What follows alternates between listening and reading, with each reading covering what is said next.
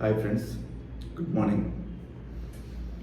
నిన్న ఈవినింగ్ మనం చెప్పుకున్నట్లుగా US market, crypto, ఈ ఫారెన్ గురించి మార్కెట్స్ గురించి డీటెయిల్గా చెప్పుకుందాం. నైట్ ఏం జరిగింది, దానివల్ల మన ఇండియాలో ఏ విధమైన మార్పులు స్టాక్ మార్కెట్లో ఉంటాయి అనే దాని గురించి చెప్తాం. నిన్న ట్రంప్ ఎన్విడియాకి ఒక గుడ్ న్యూస్ చెప్పినాడు. ఎన్విడియా చిప్ H200 చిప్స్ చైనాకి అమ్మకానికి ఆమోదించినాడు. కానీ దానివల్ల ఎన్విడియా చిప్స్ షేర్స్ అనేది పెద్దగా ఏం పెరగలేదు. 2% అట్లా పెరిగి మళ్ళీ యాజ్ యూజువల్గానే ఉన్నాయి. మైక్రోసాఫ్ట్ కూడా బాగా పెరిగింది. దీనివల్ల చైనా అధ్యక్షుడు కూడా జిన్పింగ్ యాక్సెప్ట్ చేశాడు H200 చిప్స్ని. యుఎస్ మార్కెట్ మొత్తం అంతా ఫెడ్ మీటింగ్ మీద ఎక్కువ డిపెండ్ అయింది ప్రజెంట్. అందువల్ల పెద్దగా ఏమి మూమెంట్ ఏమి లేదు యుఎస్ మార్కెట్లో. ఆల్మోస్ట్ లైట్గా ఫాలింగే ఉన్నాయి, అంత మూమెంట్ ఏం లేదు. ఫెడ్ మీటింగు ఎలాగో వడ్డీ రేటు తగ్గిస్తుందని చెప్పి మార్కెట్లో ఆల్రెడీ ఎక్స్పెక్టేషన్ ఉంది. దీనికంటే ప్రధానమైనది వడ్డీ రేటు తగ్గించిన తర్వాత అతను ఏం మాట్లాడతాడు, మార్కెట్ ఏ విధంగా తీసుకుంటుంది అనేది చాలా వెరీ ఇంపార్టెంట్. వడ్డీ రేటు తగ్గిస్తున్న ప్రతి ఒక్కరు ఎక్స్పెక్ట్ చేస్తున్నారు సిఎంఏ ఫెడ్ వాచ్ ప్రకారం. కానీ మీటింగ్లో అతను ఏం మాట్లాడతాడు, రాబోయే రోజుల్లో ఫెడ్ ఏ విధంగా ఉండబోతుంది. ఎందుకంటే ఇంకా పోవెల్కి 4 months మాత్రమే ఉంది ఫెడ్ చైర్గా. నెక్స్ట్ కొత్త ఫెడ్ చైర్ వస్తాడు. అతన్ని జనవరిలో ఇంట్రడ్యూస్ చేస్తాడా, క్రిస్మస్ ముందే ఇంట్రడ్యూస్ చేస్తాడా ట్రంప్ అనేది విషయం ఎవరికి తెలియదు. మార్కెట్ అనుకోవడం జనవరి లోపల ఒక కొత్త చైర్ని ప్రకటిస్తారు అని ఉంది. దీనివల్ల ఫెడ్ విభజించబడింది, అందులోనే 2 గ్రూపులు అయినాయి. దీనివల్ల ఫెడ్ ఏ డిసిజన్ తీసుకోవాలనుకున్నా వీళ్ళకే ఆపోజిట్లో డైరెక్షన్ అయిపోయింది మార్కెట్ అంతా. అంటే వాళ్ళ వల్ల మార్కెట్ ఎక్కువ ఇంకా అన్సర్టెనిటీ పెరిగిపోయింది. వడ్డీ రేటు తగ్గిస్తారు అందరికీ తెలిసినదే ఇంకా. కానీ ఆయన ఏం కామెంట్ చేస్తారు, ట్రంప్ వల్ల ఫెడ్ అనేది విభజించబడింది, దీనివల్ల కూడా మార్కెట్కి మంచిది కదా, అన్సర్టెనిటీ ఎక్కువ అయిపోతుంది. ఇంకా అంటే చైర్మన్ ఒకటి చెప్తారు, ట్రంప్ సైడ్ ఉండే వాళ్ళు ఒకటి చెప్తారు. వీటి వల్ల చాలా డిస్టర్బ్ అయిపోయింది మార్కెట్లో.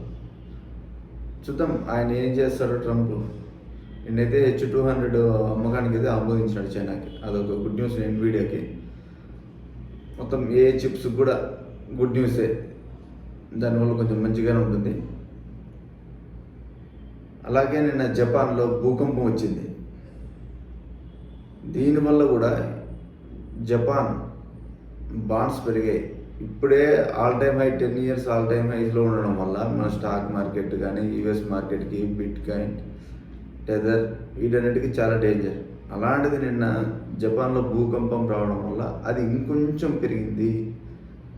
ఇది కూడా మార్కెట్ని కలవరపరుస్తుంది. మొత్తం చూద్దాం, నేను చూపిస్తాను చూడండి. మొత్తం యుఎస్ మార్కెట్లో నైట్ ఏం జరిగింది, గోల్డ్, సిల్వర్, ఆయిల్ ఇవన్నీ చూపిస్తాను చూడండి.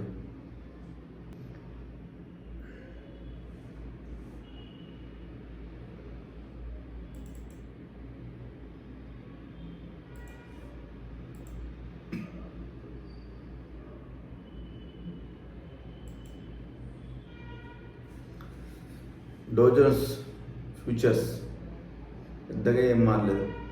నాస్డాక్ 59 పాయింట్లు పడింది. S&P 500 23 పాయింట్లు పడింది. Just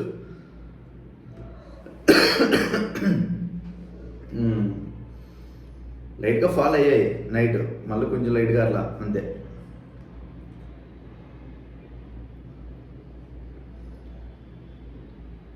Nvidia $185. మైక్రోసాఫ్ట్ రేటు బాగా పెరిగింది చూడండి, 7% దాకా పెరిగి 1.48 వచ్చి ఆడ క్లోజ్ అయింది. ఎప్పుడైనా హెవీ మార్కెట్ ఇది మైక్రోసాఫ్ట్ అనేది, దాదాపు $3 trillion మార్కెట్ క్యాపిటలైజేషన్, 7% పెరిగి ఏంటంటే ప్రాఫిట్ బుకింగ్ చేస్తారు కంపల్సరీ. ఎప్పుడైనా మార్కెట్లో ప్రాఫిట్ బుకింగ్ కంపల్సరీ చేయాలి. ఏ స్టాక్ అయినా మీరు కొంచెం బాగా మంచిగా ఉంటుంది, రాబోయే రోజులుగా మంచిగా వస్తుంది, సరే వస్తాయి, కానీ దాంతోపాటు కూడా మీరు కొంచెం ప్రాఫిట్ బుక్ చేయాలి. ఎందుకంటే అలాగే పెరిగిపోవు, ఖచ్చితంగా కిందికి పడతాయి మార్కెట్. ఏ స్టాక్ అయినా, ఎంత మంచి స్టాక్ అయినా ఖచ్చితంగా కిందికి పడుతుంది, డిప్ వస్తుంది. మీరు టేక్ ప్రాఫిట్ చేసినప్పుడు ఆ అమౌంట్ని మళ్ళీ కిందికి వచ్చినప్పుడు మళ్ళీ మనం కింద కొనుక్కోవచ్చు. దాని ద్వారా మనకు డబ్బులు సేవ్ అవుతాయి, ప్లస్ మనం అనుకున్న కాయిన్స్ పెరుగుతాయి. లాంగ్ టర్మ్ అనుకుంటే లాంగ్ టర్మ్లో యాదవరు నష్టాలు అమ్ముకోవాల్సి వస్తుంది. అలాగే పెట్టుకుంటే ప్రాఫిట్ బుకింగ్ చేయడం చాలా మంచిది. ప్రాఫిట్ బుక్ చేసుకుంటూ మనం డిప్ను బై చేసుకుంటూ ఉంటేనే ఈ మార్కెట్లో సర్వే అవ్వగలరు. లేదు నేను అలాగే పెట్టి వదిలేస్తాను అంటే ఓకే, నో ప్రాబ్లం. మీకు అమౌంట్ కనుక మీకు సఫిషియెంట్గా ఉందంటే ఇబ్బంది ఏం లేదు. కానీ ఇలా చేయడం వల్ల మీరు అనుకున్న టార్గెట్ని ఇంకొంచెం త్వరగా రీచ్ అవ్వగలుగుతారు. ఎందుకంటే మార్కెట్ ఎలాగో వన్ డైరెక్షన్లో మూవ్ అవ్వదు, కిందికి వస్తూ ఉంటుంది, పైకి వెళ్తూ ఉంటుంది, అన్నీ అలాగే జరుగుతూనే ఉంటుంది. మనం ఎక్కడ ప్రాఫిట్ బుక్ చేసినా అందులో మనకు 3%, 4% మిగిలిన మంచిదే. డిప్ బై చేయొచ్చు కదా, అందుకోసం మైక్రోసాఫ్ట్ ఇది.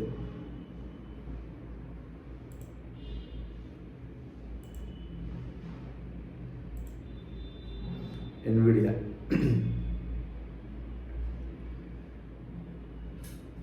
2% పెరిగింది, 1.5 దగ్గర క్లోజ్ అయింది.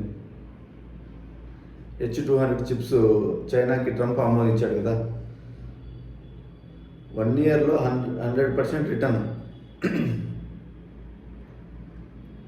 మీరు చూస్తే అసలు $4 ట్రిలియన్ ఎకానమీ ఎన్విడియా. మొత్తం యుఎస్ మార్కెట్ మొత్తం నడిపిస్తుంది ఇది ఎన్విడియా.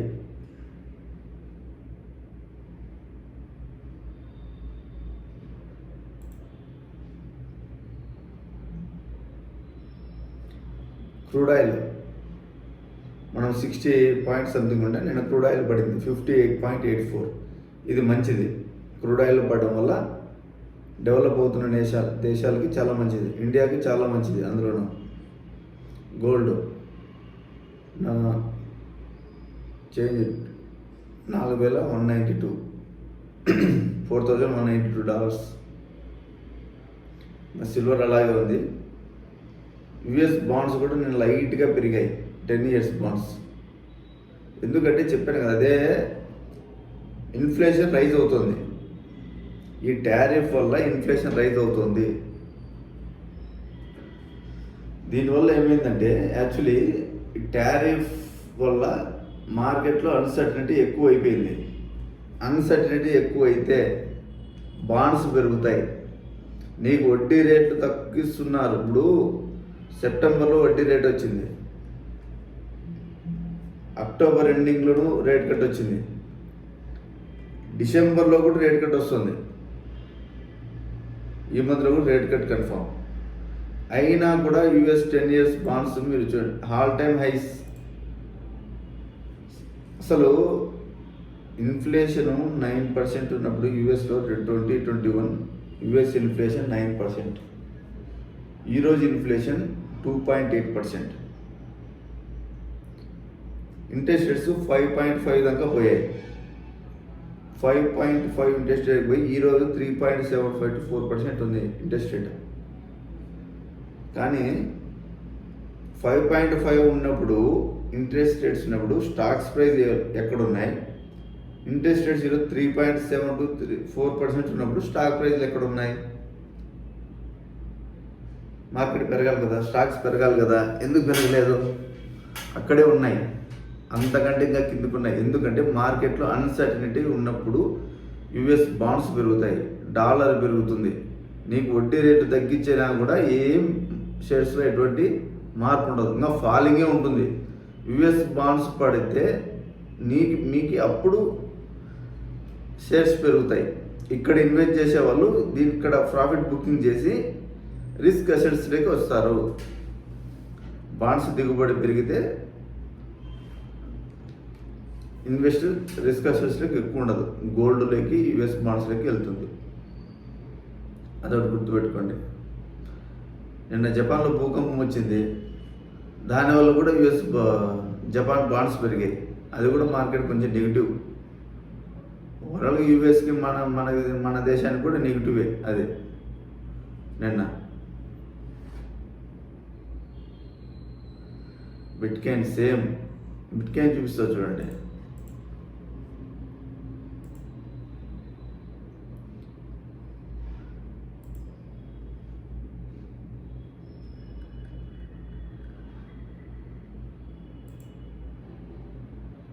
ఆల్మోస్ట్ $92,000 నుంచి మళ్ళీ చిన్నగా ఫాలో అవుతుంది.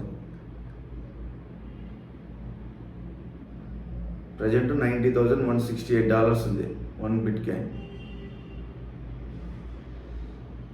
సరే, ఇది ఏ విధంగా డైరెక్షన్ మూవ్ అవుతుందో మార్కెట్కి అర్థం కావట్లేదు. చాలా టఫ్గా ఉంది క్రిప్టో కరెన్సీ. పైకి వెళ్తుందో కిందికి వస్తుందో అర్థం కాని పరిస్థితిలో ఉండాలి మార్కెట్ మొత్తం అంతా. ఇది మొత్తం క్రిప్టో మార్కెట్ పరిస్థితి అలా ఉంది. ఇథీరియం అయినా అంతే.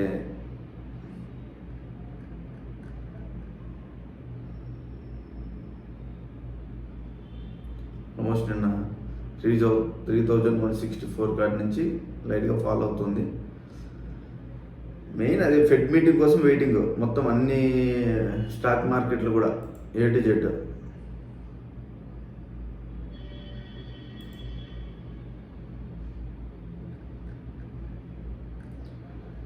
ఫెడ్ మీటింగ్ వడ్డీ రేటు తగ్గిస్తున్న ఐడియా ఉంది, కానీ వాళ్ళు ఏం మాట్లాడతారు మీటింగ్లో అనేది ఇప్పుడు ప్రజెంట్ చాలా కష్టంగా ఉంది. దాని ద్వారా మార్కెట్ ఏ విధంగా అప్ సైడ్ తీసుకోవాలో డౌన్ సైడ్ తీసుకోవాలా అనేది డిసిషన్ తీసుకుంటుంది.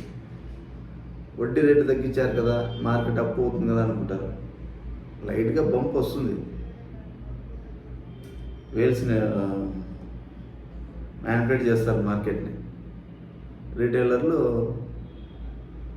ఇరుక్కుపోతారు మొత్తం మార్కెట్లో.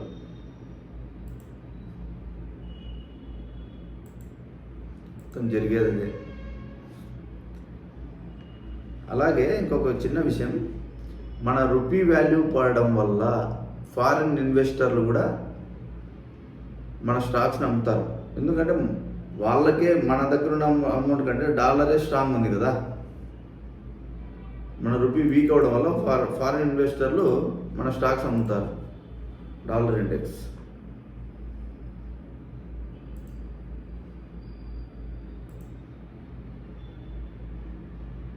$99.02, నేను 98 పాయింట్ సంథింగ్ ఉండే, ఈరోజు 99. మళ్ళీ వడ్డీ రేటు తగ్గిస్తున్నారు, డాలర్ ఇండెక్స్ పడాలి కదా ప్రతి ఒక్కరు అనుకుంటారు. ఫెడ్లో అన్సర్టనిటీ ఉంది, ప్లస్ అలాగే Japan bond all time highs. అందులో జపాన్లో భూకంపం, వీటి వల్ల కూడా డాలర్ బలపడింది. భూకంపం వల్ల డాలర్ బలపడడం ఏందనుకుంటారేమో, దానికి సంబంధమే. దానివల్ల కూడా బాండ్ పెరిగిందంటే వాళ్ళ ఇన్ఫ్లేషన్ రైజ్ ఉంది జపాన్లో. దానివల్ల కూడా వాళ్ళు 100 బిలియన్ ఎంతో సేకరించాలనుకుంటారు. దానివల్ల కూడా డాలర్ బలపడుతుంది. జపాన్లో భూకంపం రావడం డాలర్ బలానికి దారితీసింది. అందులోనూ ఫెడ్ అన్సర్టనిటీ ఎక్కువ ఉంది, దీనివల్ల కూడా డాలర్ పెరిగింది. ఇది మార్కెట్కి మంచిది కాదు. డాలర్ ఇండెక్స్ పెరగడం మార్కెట్కి మంచిది కాదు. అదే దీన్ని కూడా అబ్జర్వ్ చేయండి.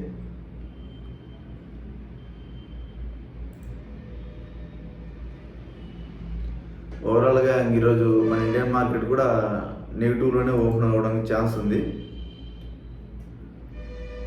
చూద్దాం ఫ్రెండ్స్ ఏం జరుగుతుందో. ఈరోజు మార్కెట్ ఏం జరుగుతుందో చూసి మీకు ఈవినింగ్ అప్డేట్ ఇస్తాను. Thank you friends.